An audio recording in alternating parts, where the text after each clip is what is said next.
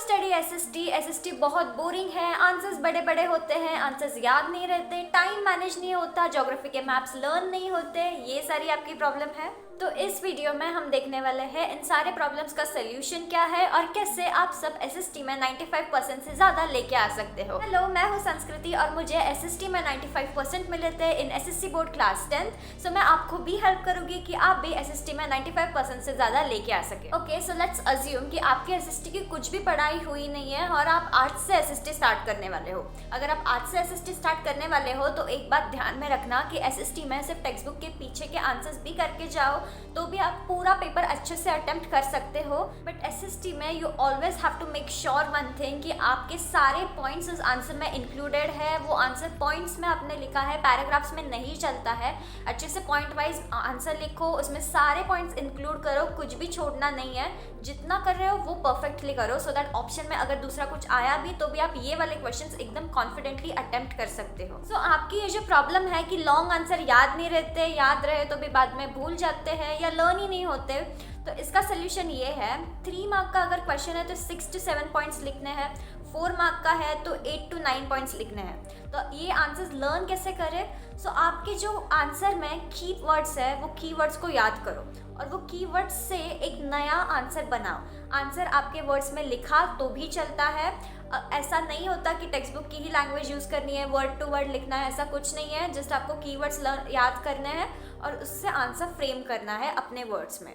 To make this easy आपको क्या करना है, टेक्स्ट बुक लेनी है, उसमें जो आंसर जहाँ पे लिखा है उस आंसर में कीवर्ड्स को हाइलाइटर से या किसी पेंसिल से हाईलाइट कर लेना है।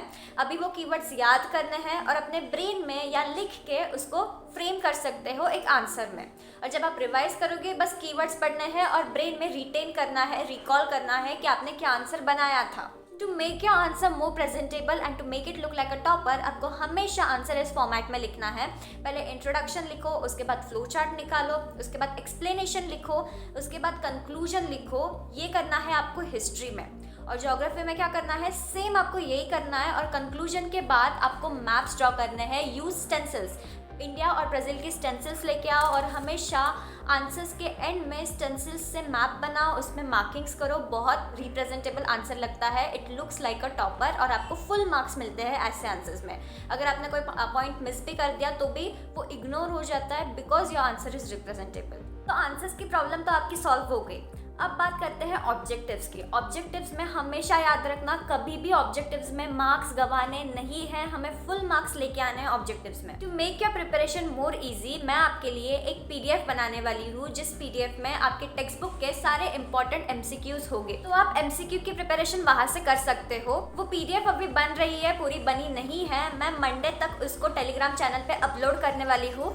लिंक मेरे डिस्क्रिप्शन में है और मैं नीचे कमेंट्स में भी पिन कर दूंगी। मंडे तक वो पीडीएफ अपलोड हो जाएगी, तब आप उसका प्रिपरेशन करना स्टार्ट कर दो। अभी ज्योग्राफी के मैप्स लर्न नहीं होते, इस प्रॉब्लम का सोल्यूशन ये है। आपको क्या करना है, पूरे मैप को 4 पार्ट्स में डिवाइड कर लेना है और एक एक पार्ट अलग अलग करके लर्न करना है।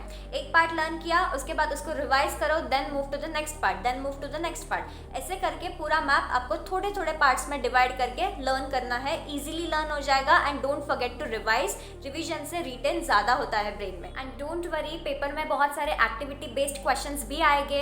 आप ऑब्जेक्टिव्स में भी फुल मार्क्स लेके आओगे, उसके बाद आंसर्स भी आप अच्छे से रिप्रेजेंट करोगे। आपको बहुत अच्छे मार्क्स मिल जाएंगे एसएसटी में, जस्ट प्रिपेयर करना अच्छे से। सो मुझे सब्सक्राइब करना, मैं एसएससी बोर्ड क्लास 10 के लिए बहुत सारे स्ट्रैटेजीज, हैक्स और टिप्स बताते रहती हूँ। Yes, all the best, bye bye.